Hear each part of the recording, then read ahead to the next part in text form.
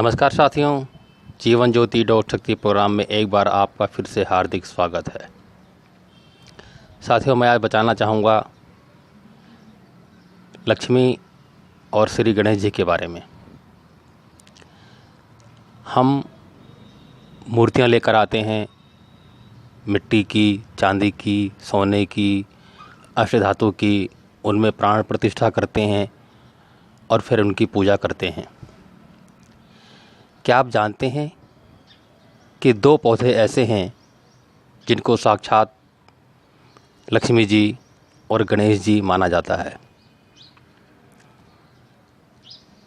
लक्ष्मी जी के लिए तुलसी का पौधा और गणेश जी के लिए श्वेतार का पौधा। श्वेतार का पौधा बहुत कम पाया जाता है। इसको सफ़ेद आंकड़ा भी कहते हैं,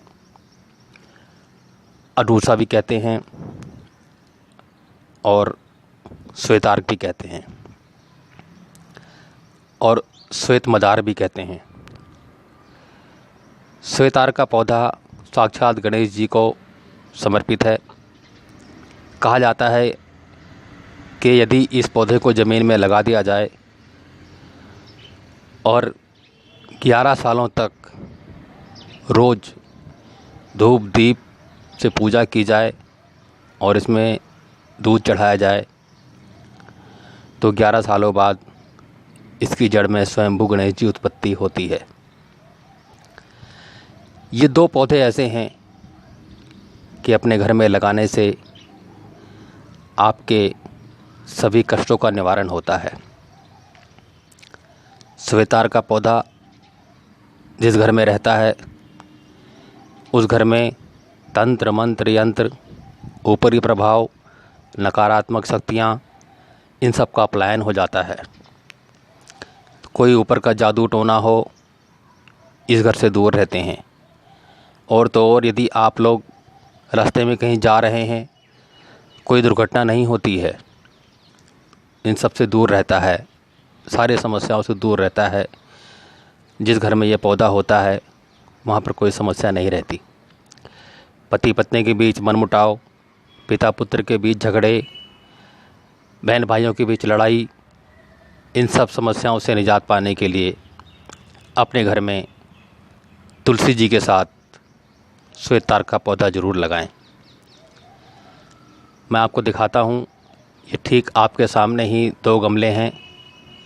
जिस तरह आप देखते हैं अपने घर में कि गणेश जी का पौधा ये है सामने और तुलसी जी का पौधा वो पीले कपड़े में बंधा हुआ, उसी तरह हम ये पौधा लगाते हैं। अपने घर के आंगन में लगा दो, अपने घर की छत पे लगा दो, कहीं भी हम ये पौधा दोनों साथ साथ लगाते हैं और इनको गणेश जी और तुलसी जी की मानकर ही पूजा करते हैं। मैं आपको दिखाता हूँ इनके फूल कैसे होते हैं। आपने बहुत कम देखे होंगे।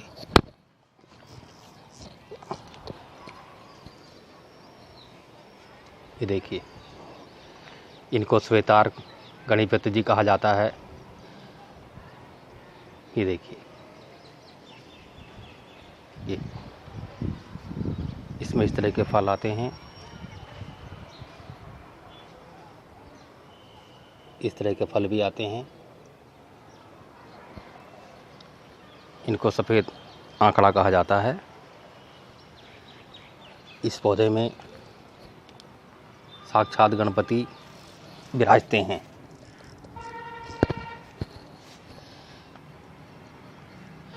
आप ये पौधा अपने घर में लगाएं और सभी समस्याओं से निजात पाएं। इस बार दिवाली से पहले पहले आप इन दोनों को पौधों का इंतज़ाम करके कभी भी आपको दिखाई दे कि श्वेतार का पौधा वहाँ पर है तो उनको निमंत्रण देकर और अपने घर में ले आएं और इनकी विधिवत पंचोपचार से पूजा करें।